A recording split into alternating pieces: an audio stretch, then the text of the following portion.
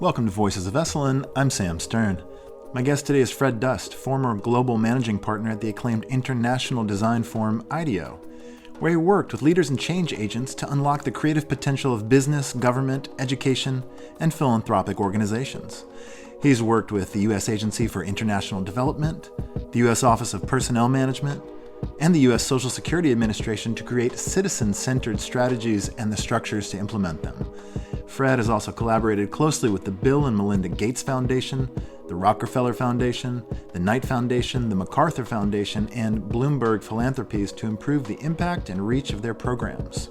He's on the Board of Trustees for the Sundance Institute, on the Board of Directors for NPR, and chair of the board of Parsons School of Design. Fred's new book is Making Conversation. Fred Dust, welcome to Voices of Esalen.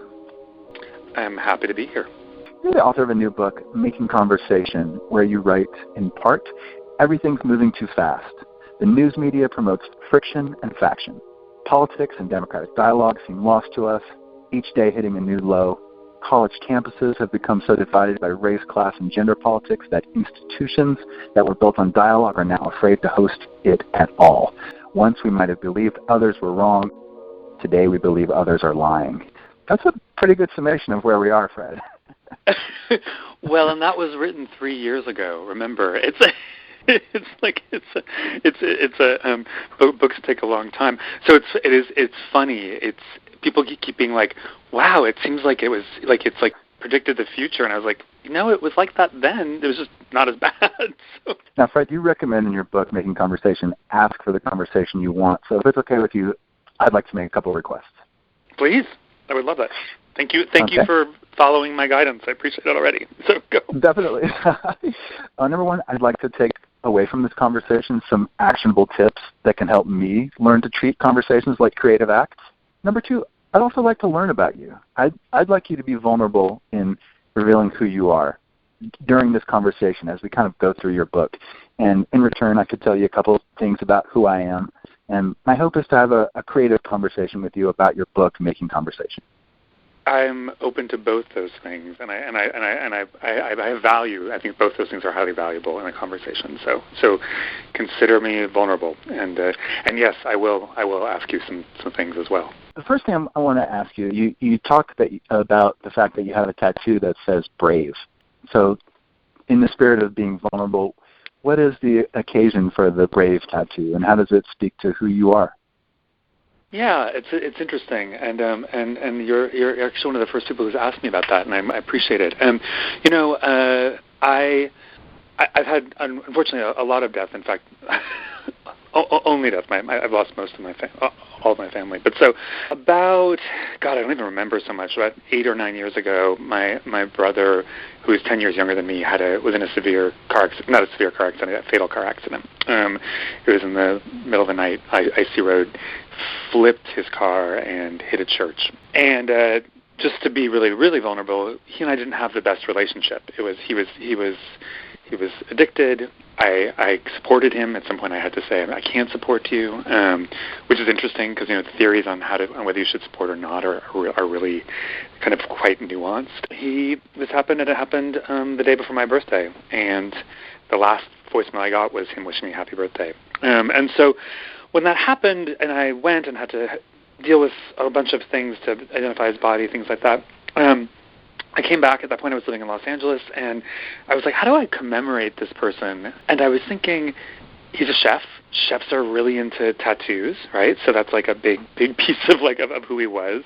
And I was like, what's something that I feel like I need to remember? I need to remember. And I was like, I need to remember to kind of grip every moment as though it's the last one, because we are born with time limits. And so I was like, I'll have the tattoo brave put over my heart. And so that felt like a good way to mourn him.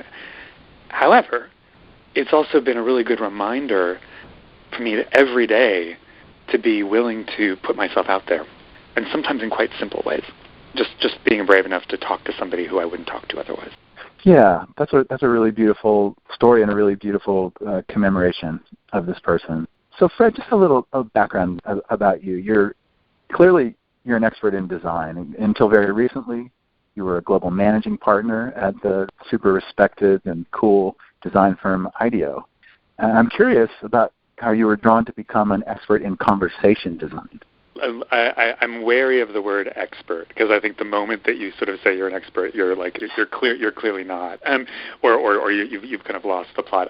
I would say I'm a devoted student to both design and the idea of creativity in its uses in conversation. And just to be honest, it's like I'm growing my team every day so I can bring what the latest neuroscience has to say on this, and what science, basically psychology has to say. So we keep growing the team that I have. For years, I worked primarily in the realm of space design, but then over time, I really got to focus on social issues and social problems, and really wanting to work, as I always really had, in the realm of government, philanthropy, nonprofit. So really leaned into design in that space. So worked with a lot of interesting leaders, Elizabeth Warren, people in the Obama administration, lots of people in the Obama administration. Maybe the last was the Surgeon General, the former Surgeon General, Vivek Murthy, who was about to issue a epidemic of isolation and loneliness in America, and that's the last thing I was working on with him. Basically, he got fired. Politics changed. I lost a lot of the work because, suddenly if you were Planned Parenthood, you were focusing on fundamental human rights. You weren't focusing on innovation. And I started to reflect on what I'd gained from the years I'd done that work. And I realized that many of those conversations, especially when they're big strategy conversations for a federal institution, or if they're multi-sectoral, or if they're about how to relieve, not just talk about anxiety in America, but how to relieve anxiety or get to catharsis, was in fact creating conversation. It was actually about designing the conversations we have. So honestly, and in the realm of vulnerability, I also was at a moment where I was like, as with many institutions and individuals, you have to kind of start to say, what's me and what's the institution? And while I love IDEO and think it's an amazing place, I felt like it was a really good moment for me to start to say, what's my voice? Wrote a book proposal, sold it, left IDEO, went on pilgrimage, and went and started writing the book, which is a different kind of pilgrimage. And basically 2.5 years later, we're here, where the book's now out, or about to be out. So pilgrims bond in ways that other people don't. And so I was like, well, I'll go walk the way, the Camino de Santiago. I did that, which was amazing, and then accidentally went to go to visit the Dalai Lama in Dharamshala in the Himalayas with a group of people. And while I was doing that, we realized that we were pilgrims as well. And so I was recognizing that suddenly there was a pattern where everything suddenly was becoming a pilgrimage. One thing that makes pilgrimages work is that everyone's going in the same direction. And if you think about our daily life, that's very uncommon that we're all going in the same direction with each other. And what the outcome of that, when you go in the same direction with somebody, is that you find yourself being encouraging. That's ironically quite usable every day. Even this morning, I went for a hike with my husband because we were having a bit of a disagreement, and I was like, let's just go walk up the hill, which is really hard work, and we'll talk about it. Why do so many good conversations happen on hikes? I mean, I'm thinking about you on this Camino and thinking about you this morning taking a hike with your husband. Why does that help us? It's, there's things like when you're hiking, often you're not face-to-face, you're side-to-side, right? You're also outdoors often, and so outdoors actually kind of, it releases different kinds of chemicals in your brain. It actually kind of, it can create kind of a whole new outlook. Plus, you're also exercising, and exercising can release serotonin. So there's neuroscientific reasons, there's chemical reasons why that happens. So it's quite sophisticated. The nuance of a simple hike together, you could almost unpack forever if you wanted to. It's a pretty genius, simple hack if you need to. But then as we were hiking, I was like, I can really frame this as I need your help. It's not so much a fight. It's more like, can you help me with this? And that's how we kind of got into the conversation. That's a really brilliant reframing. Yeah, you talk about in your book commitment to the conversation, and it sounds like you both had commitment to this conversation. You say commit or don't. So why is that important? And what's an example of an uncommitted conversation? Yeah, we're married. We've been together for like 18 years. So we've only been married since it's been legal across the country. But there's been a lot of work on how to have conversations to make us be as committed as we can be. But what I often find is you'll find people in conversations, and by the way, this can be in the workplace, this can be in the boardroom, can be in a family, can be in a relationship where you're like just not. You believe in the idea behind the relationship, but you don't believe in the person, for instance, or you don't believe in that an organization can succeed, but you're still on their board, and what happens when that happens is you're not committed to the people in the conversation, and you're not committed to the outcomes that you're looking for, and so what you find yourself is you find out yourself naysaying, or in a personal conversation, it might be defaulting to critique because you're like, oh, I'm committed to you, but I'm committed to making you a better person because you're not as good as you can be. And that by the way, that's not so nice. It's like so. The reality is that I think in my mind, you commit to the person first, or you commit to the people who are in the conversation, or you commit to the institution or its goals, and you hold your values a little more lightly, which is counter to what we're taught, right? It's like hold our values core and then commit.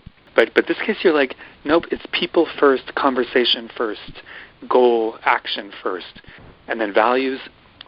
Yes, you're going to express them, but it's going to be at the right moment and in the right way. And so one of the things that I write about in the book, and this is especially true in a Zoom pandemic crisis, protest moment, is in the places where you feel like you can't commit, then it's okay to not. We spent most of our existence now living as we live, committing and overcommitting and thinking that was actually about doing the right thing. One of the ones we can do by cleansing out some of the conversations that we're not committed to, which is okay because those conversations can happen without you sometimes better. It actually makes your life a little better. So you find yourself kind of like cleansing some of the things that are like where you're not being as helpful as you could be. That said, I'm very wary about asking people to not commit in situations where they're going to be the sole voice of difference. I do think a little bit harder about places where you might represent something that wouldn't be represented otherwise. I have a friend who wrote a book called Giving Voice to Values that looks at whistleblowers, and she's quite shy, but she tells a story about having somebody who was telling a racist joke to her team when she was a consultant. And she didn't have the courage to basically say, stop telling a racist joke. But she did have the courage to say, well, we have other work to do. Maybe we should focus on that work. So she was able to steer the conversation in a way that was her own voice without having to kind of like raise her voice. I mean, she would tell you that most people, when asked, don't identify themselves as courageous. This idea of courageousness, and I think exiting a conversation that you don't feel committed to and you don't want to engage in, that takes a lot of courage and grace at the same time, too. And you already strike me as sort of a graceful conversationalist. I'm wondering if you could give me a graceful way to exit conversations that I don't want to be in. There are ones that are so subtle, which is like, I really have to pee. Sorry, I'm going to have to go. It's like, so for instance, like I have a friend. She's one of those people who, when you're at dinner, she's like, I have to tell you a story about what happened to me today, and the story starts when she was 12, and like you're at the end of the dinner, and you're still not at the end of the conversation. She's also the kind of friend, and we have these friends where if you interrupt the story or change the story or try to interject, she considers you a bad friend because you're not listening, right? So I don't know if you've ever had that in your life, but what's interesting is that in that situation, I'm like, no more dinners. I was just talking to somebody who was having this problem in the workplace where I'm like, hey, if you've got a long-winded colleague who just won't stop, just be like, hey, I have another meeting in 5 minutes, so do you think you can tell a story in 5 minutes? I'm willing to be left with a cliffhanger on this one. Which, by the way, do people appreciate that, Fred, when you hit them up with, hey, could you do a 5-minute story? Yeah, so that's interesting. Some people do. So it's like, so for instance, like if I say, can you give me, actually I'll do this with you. So could you do like a 2-minute story of could you do a 30-second story of who you were when you were 12? I'm just curious. I mean, I'd really like to hear what you have to say. I'd be happy to. when I was 12, I won the science fair in my junior high school, and I was so horribly embarrassed to do that because the announcement came, on the intercom the same day that I got cut by the baseball team. So I felt like I was pushed into this box of being a nerd, and I cried. Oh, God. Oh, my God. You just triggered, like, a whole... I was going to tell you a story about when I was 12, but you triggered, like, a way worse story. So can I tell you, like... I'm not even good at science. I'm horrible at science. It was outrageous. That is the perfect story. So we can talk about what makes that the perfect, what I call an illumination, because in the book I write about illuminations. But when I was younger, when I was like 7, I remember I was in Cub Scouts, and all I wanted to do was win the soapbox derby, which is this thing where you would carve a little wooden car and you would put it down the racetrack. And it was like one of the only things my father really worked with me on. And so we spent like a whole summer working on this little race car. And I remember getting to the jamboree, we put the car on top, and it turns out the car didn't fit into the track at all. So when they released the thing, my car didn't move. And so I'm going to cry now. I didn't even cry then. I walked out of the jamboree, and then I cried. Like I cried on the street. Whoa. Like it's like, oh my God. So, it's so weird. But so here's what happened.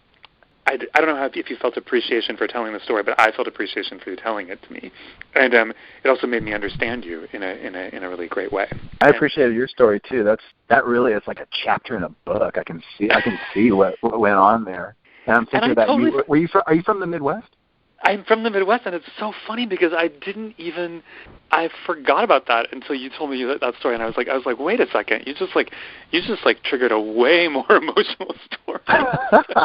Yeah, it's cool because the brevity of your story makes me want to know more. I want to be like, what was it like to be gay when you were in the Midwest, and what was this relationship like with your father? It's almost like, man, I want to know more rather than.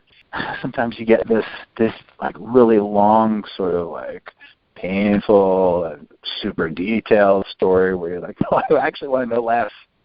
So that's the beauty of what I call an illumination, is that it should leave you hanging, right? Same. I mean, it's like think back to your story, right? So it's like okay, so you got cut from the baseball team. Same, it's like I was fourth string on the soccer team that I had to play on because my father didn't want to have a gay kid, and he was my headmaster, right? So he was the headmaster of the school. So, but what's interesting is like a good short story, an illumination should leave you hanging, leave you with a twist, because we love twists. We're psychologically wired to love, like, whether it's Dark Mirror or it's Shirley Jackson or, it's like we want the surprise ending. We want something that's going to basically be like, I'll come back tomorrow. Like, if you'll tell me another 20-second story tomorrow, I'll show up. There's a lot, and there's a lot about the kind of magic of when you do it. So if you can help somebody do that, and they're like, oh, wait, I get what that feels like, or I get what that sounds like, they are appreciative.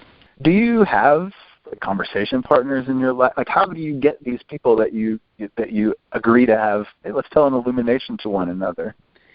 Well, I mean, I'm working right now with like a lot of global foundations, working on how to think about how to either do global innovation through conversation, or how to kind of heal the American psyche, or the sense of community in America, building a sense of community in America with a foundation. So I'm doing this. I've been doing it for my whole life, but I've been doing this really since the beginning of the pandemic. So I feel like I do. I also have to say, like, I have unbelievably amount of numerous mentors in this space, or accomplices, or, it's like, so like I write about in the book this guy, George Papandreou, who was the Prime Minister of Greece, and I learned so much from him during crisis, which is where I kind of got to learn about what it means to be going too fast during a crisis. But he and I talk, like we talk once a week. You talk about telling stories. Are you a good storyteller? Do you have stories memorized? And if you do consider yourself sort of like a person who can do this, what are the ways that you can become good? I really want to make sure that we don't mystify the practice of storytelling. So that we're basically like saying like, oh, storytellers are told by people who are good storytellers. I think anyone can be a storyteller. Right.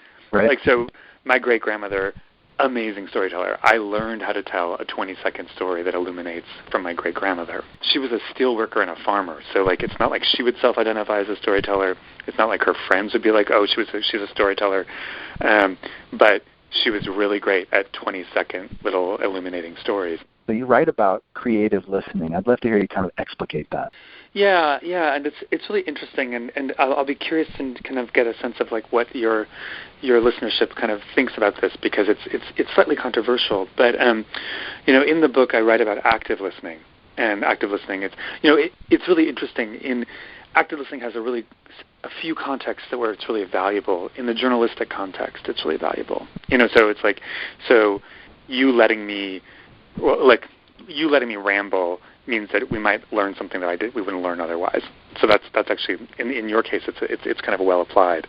But originally active listening was built as part of Rogerian therapy. It was a response to Freudian and Jungian theory that said, and what Carl Rogers believed is, hey, there's no one theory that's going to unlock the human mind or the psychology of humans, and so we need multiple theories. So he built active listening, but he built others as well. He's not just known for doing active listening. What does active listening sound like? Active listening is you're talking and I'm saying, go on. Or in the Rogerian therapy, it would be something like, you say something like, oh, I feel really unhappy today. And I say, well, why do you feel unhappy? And you'd say, oh, because of work. And by the way, is an example of active listening, what you just did. And then I would say, well, what about work makes you unhappy? And you would say, because I don't have a goal. And so the whole point there in the therapeutic context is to have the person who's speaking unpack themselves. And that's a way of cure, right? It's self-cure. And by the way, even that's a parody of therapeutic practice at this point. That's not the way most therapies happen. Like, you may have a therapist who does that, but many therapists have highly adaptive methodologies. And I have a good friend who's a Freudian therapist, but she's actually, I'm telling you, she embraces it all. Like, at this point, she's like this psychoanalysis or not. It's like we'll go there. What I think happened, sorry, that's a long digression in a way of... No, that's okay, yeah. You kind of have to define a couple terms here. Yeah. It's like, so what happened is that active listening came into the lexicon of the workplace and is very commonly built into the workplace in the realm of HR, human resources. And that's where it starts to get really wonky. Because that's where you start to sort of say, when you use active listening in the context of the workplace, it's a way of me being like, I'm listening, but I'm really listening for you. It's not for me, right? So you're complaining about what so-and-so did to you, but I'm not in agreement with you. I'm like saying, go on. Go on. It's like it's prompting you, but it's not me hearing you. Active listening is everywhere. It permeates teaching. It permeates all kinds of places. And so it looks to me like, if you read the book, you're like, oh, he's totally anti-active listening. He's totally creative listening. I am totally creative listening, but I also think that active listening does have roles to play in some contexts, but not all contexts. What is creative listening, I guess?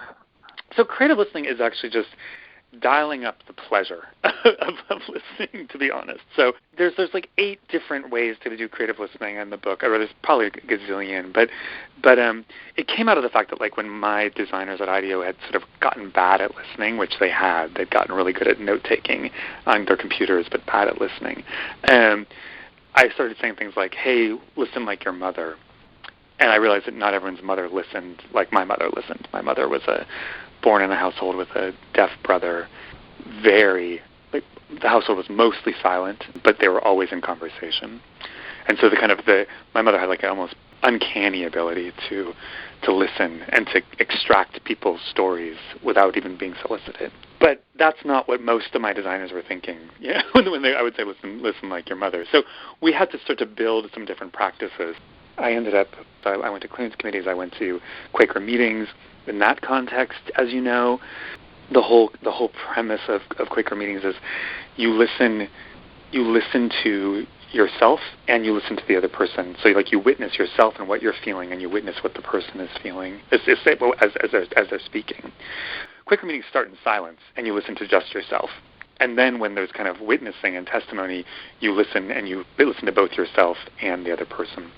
And that's really the theory is like if God's been talking, God is talking through you at any given moment.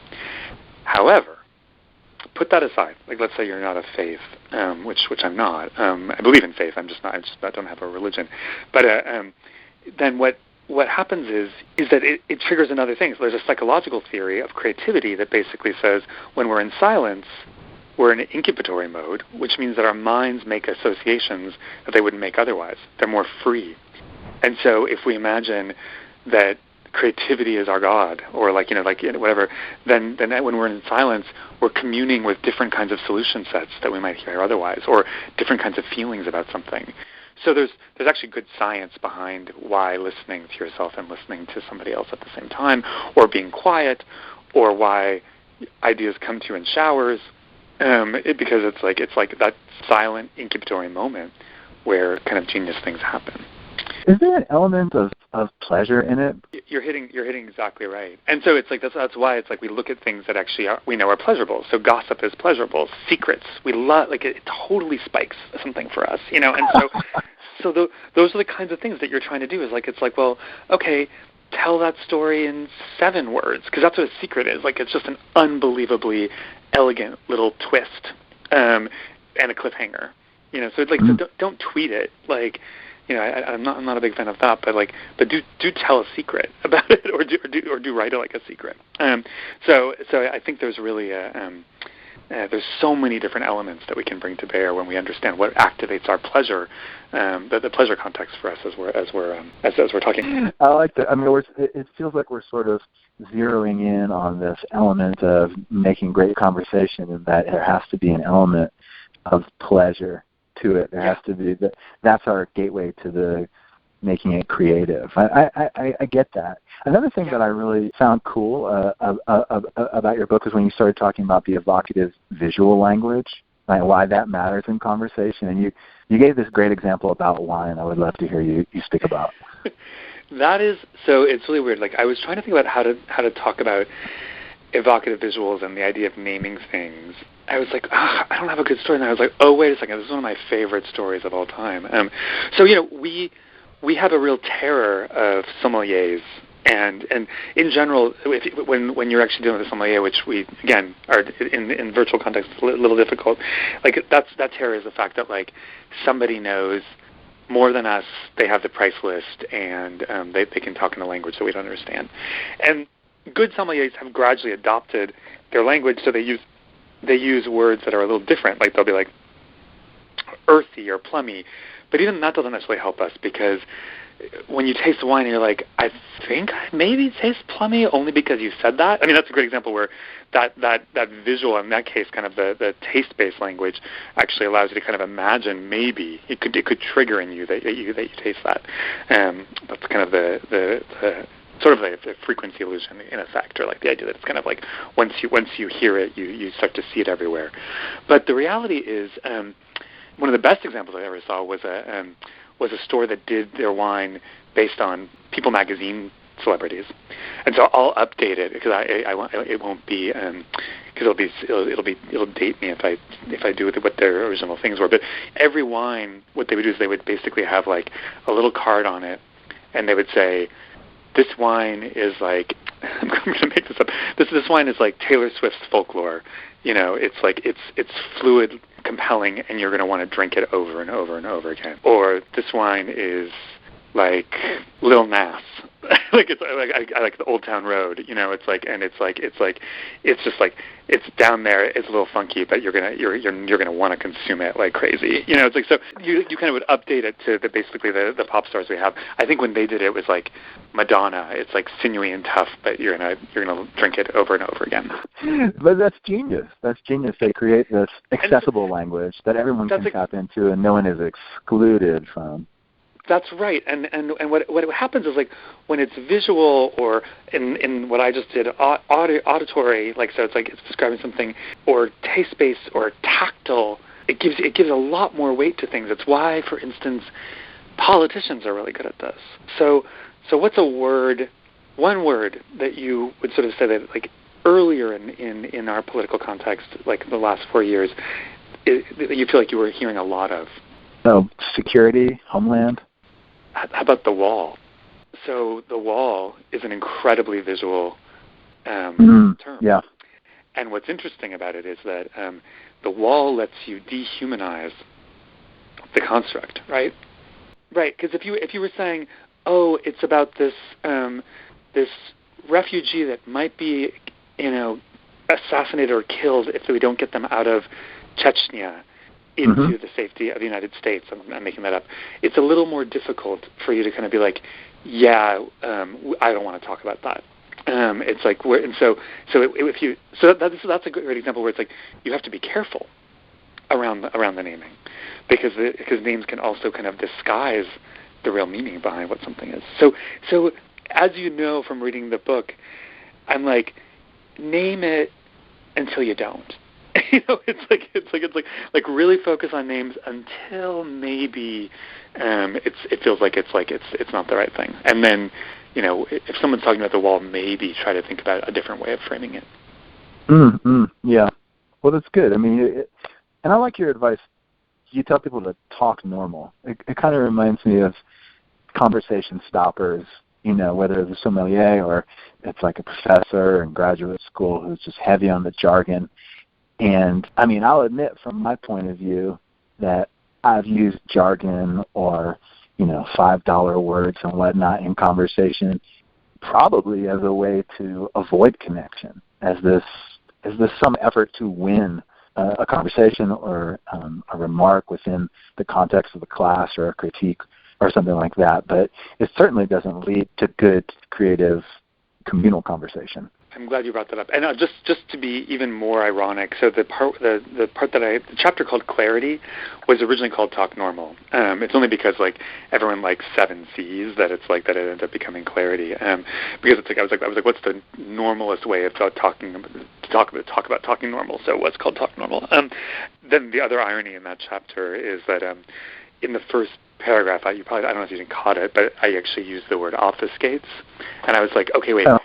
I'm like, in the first paragraph of this chapter, I have the word obfuscates, and I was like, maybe we should have caught that. Like, it feels like that would have been. But yeah, I mean, often specialized language is meant to win. Often it's meant to help us kind of exclude. That can be jargon, work jargon. That can be acronyms. It came out of my experience in emergency rooms with patients who you realize about 50% of the patients knew what triage was. And if you didn't know what triage was, you didn't know that was the first person you were supposed to go see in an emergency room. And so in one of my first projects in a hospital setting, I was like, consider losing the word triage and instead just have a sign that says go here. It's like that's the simplest way of kind of saying it's not a methodology, it's an approach. Right, so it's like what I want readers or listeners to do with this work is not to say I'm going to slavishly kind of respond to this. In fact, what I want them to do is say like I'm going to adapt, and I'm going to make this feel like it's mine or my version of dealing with something.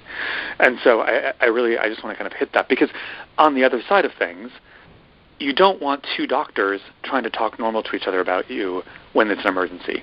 You don't want a doctor saying, "Go get me that thing that you can listen to someone's heart with that I put in my ears." Like that's just not what you want. You want like just use stethoscope and assume that like I'll figure it out or it's fine.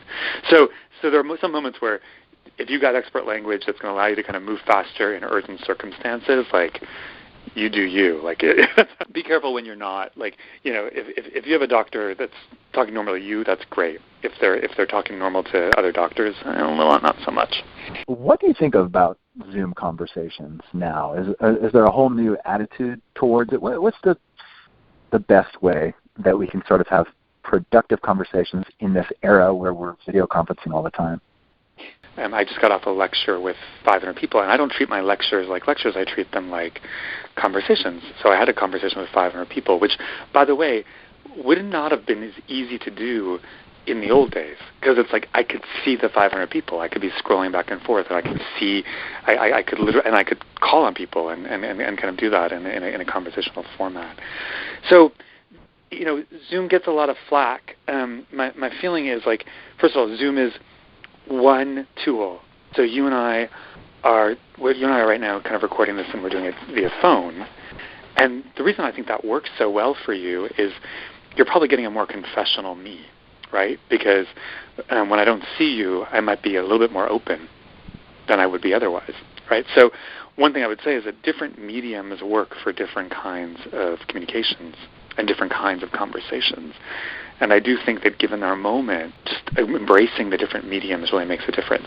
That said, Zoom can work. Like, it's like people are like, I can't make new friends through Zoom. I'm like, you can. It's like there's all kinds of tricks you should think about. Like, like for instance, if you're doing Zooms on a really giant screen, you might, for instance, think about diminishing the size of the person's face so that it's no bigger than your face. What you don't want is like the cognitive dissonance of having someone's face looming way larger than it should before you, because what that does is it sets up our fight or flight response. So it kind of makes us kind of panic. So there's all kinds of things you can do to make your Zoom work better. And how about hiding your self-view? Is that a tip there? Well, yes and no. I mean, it's like yes. I think we are very distracted by ourselves, and like it's like let's just name it. It's like we're gonna see ourselves, and we are definitely gonna see. There's gonna be like a narcissism kind of bubble that's triggered. But even before, there were people, for instance, who there was a woman who, I think she did a TED Talk where she had a hat where she had a mirror on it, and it was because she was like, it was so fascinating to see how people would talk to you if they were seeing themselves at the same time. So there's pros and cons. It's like I definitely, like when I do a lecture with 500 people, I try to see the 500 people. Like it's like I have no idea where I am in that. But it's like, but there's sometimes where I'm just like, it's like it's. I hate to say it, but in many cases, I think there's a pleasure in the narcissism. And so, if it's a really bad conversation, maybe it's worthwhile for you, like, just to see yourself. It's just like there's find the pleasure there. Yeah, exactly.